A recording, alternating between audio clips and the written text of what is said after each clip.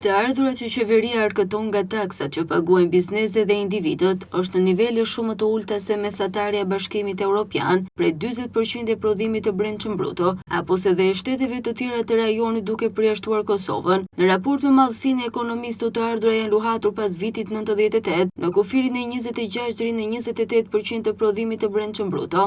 Informaliteti i lartë dhe përqendrimi i një pjese të ekonomisë te bujqësia mbeten faktorët që ndikojnë në këtë nivel të ulët të rendimentit buxhetor. TVSH vijon të zërë pjesë më të madhe të ardhurave me rreth 30% të totalit. Në vend të dytë janë sigurimet shoqërore me 19%, të ndjekura nga tatim fitimi me 10% dhe aksizat me 9%. Në total, buxhetin e mbajnë në këmbë taksat që paguajnë individët mbi konsumin, TVSH-i, aksizat, taksat doganore, tatimi mbi fitimin, tatimi mbi të ardhurat që kontribuojnë në rreth 70% të totalit. Po si u janë kthyer mbrapsht këto para taksa paguesve? Niveli relativisht i ulët i të ardhurave kufizon shpenzimet buxhetore si një parakusht për të ruajtur një deficit buxhetor në nivelin e 1 deri në 3% të prodhimit të brendshëm bruto. Deri në vitin 2009 shpenzimet buxhetore ishin mbi 30% e prodhimit të brendshëm bruto në kurrizë të deficitit dhe borxhit publik. Më pas ato ulën në nivelin 30%. Dy institucionet ndërkombëtare vlerësuese, Moody's dhe Standard & Poor's, kanë rishikuar në rritje vitet e fundit vlerësimin për Shqipërinë. Pas 2017-s qeveria eksperimentoi me projektet e partneritetit publik-privat në shumë fusha,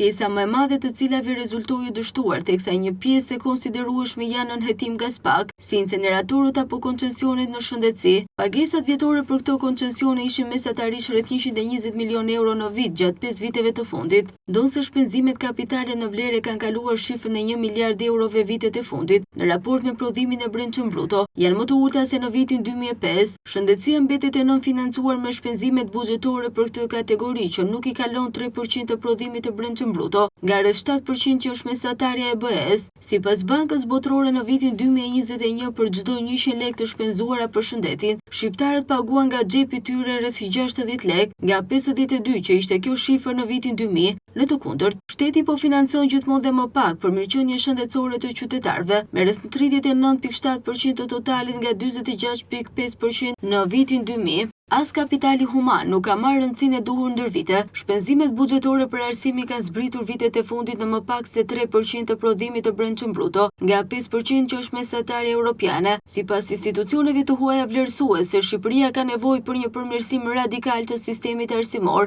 nga i hershëm deri në arsimin e lartë, që duket se nuk ka pasur as pak përparësi nga politika qeverisëse.